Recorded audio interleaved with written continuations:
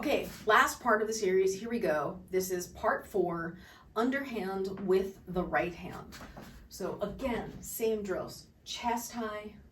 Again, make sure when you get it back behind you that you are keeping it far enough back to not do this and to have it flat enough so that it's actually parallel to the one in front of you, roughly.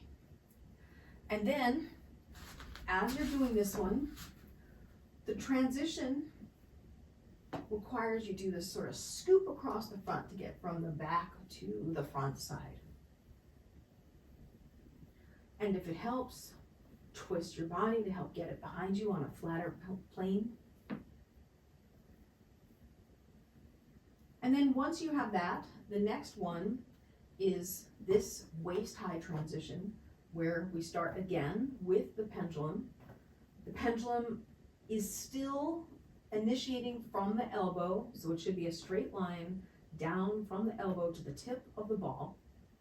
And then at the bottom of the turn, come in toward your butt crack. And then, after you can do 20 of those, ideally it's not doing this like mine is. After you could do 20 of those and hold it pretty consistently, practice going from the back to the front in this slick motion where the palm is posterior the whole time and you don't collapse in your elbow like this, and you don't flip it at the last minute so that your palm comes forward at the last minute. You keep it back like this the whole time. And then after you've gotten that one, you can start working on going from the chest high all the way up top here.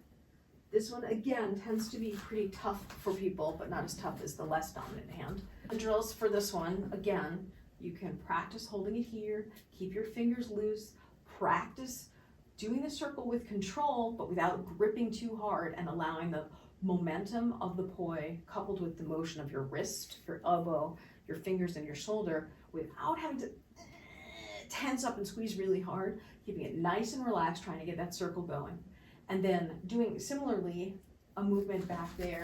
I feel like I'm pushing up, I'm pumping up, pumping up, pumping up. It definitely feels, it does, I think it's because it's going against gravity, you're pushing up to generate the momentum to keep it both vertical and spinning in a circle. The plane vertical. Once you have it back here and in front, you can practice this motion where you're going from the back to the front. But if you're struggling, just start back here, inch your hands up, or centimeter to centimeter by centimeter by centimeter, and then remember, come in and in and in and in and in. I've likened this to wiping your brow and then flipping your hand back behind. I mean, there is a pretty big flourish. And then another thing that I notice people do when they're learning this pattern is they often will collapse their elbow like this as opposed to out to the side. I think you can, when your elbow is here and you're trying to get the poi in the front plane, it has to be on the outside of it, so it prevents you from keeping it closer to your body. Therefore, if you keep it out to the side more, you can have the poi closer to you versus that, where it will wrap around you, which is also a cool performance trick, but not what we're learning right now. Next up is the corkscrew. This one is going to go clockwise to be an underhand. So at the point on the circle, farthest from your body, 12 o'clock, it's going to the right. And at that same 12 o'clock point, you lift your hand up and you lasso above your head. As you're lifting it up, you bring your hand out to the side so that you can bring it around the circle.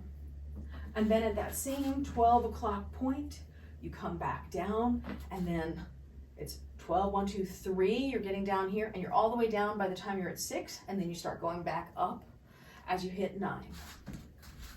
As you hit 9, you go back up, and you're going down, and up, and down, and up, and down, and up, and down, and up, and then you can turn with it, and against it, and smile. Or at least have a conscious facial expression, even if it's not a smile. And then the next one is our old favorite, on the side plane, home and away.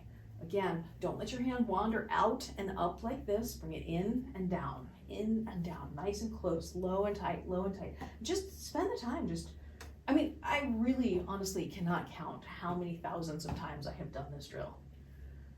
It's so useful, and I find it really relaxing, and it can just get you back to the, I mean, fundamentals are fun. It gets you back to the basics. It's really useful. So from here, you're gonna change this to 2 on this side and then 1 home. 1, 2, 1. And if it helps you to think about the relative position, it's low, high, home, below, above, home, under, over, home, low, high, home, 1, 2, home. Whichever thing helps you the most, use that to count it off to yourself. And then once you're comfortable with that, you're gonna try and go to the other side under the arm that's empty, then go at the bottom of the turn from below the arm, up above the arm, and you circle once there, and then at the bottom of the turn, you bring it back home, and then you're going to immediately go under, then you go over, then you go home, and then eventually, when you can do it comfortably, you'll just be doing 1 rotation in each of the 3 positions. 1, 2, 3. And this is why this is making up the 3-beat weave. Each hand is doing 3 positions. 1, 2, 3. And under, over, home, under, over, home. Remember to not let your hand drift out here. Bring it in and down. Breathe as you're doing it. And if you hit yourself, just start again or push through if you can. I think in the beginning, that's a really useful technique where you just push through the mistakes.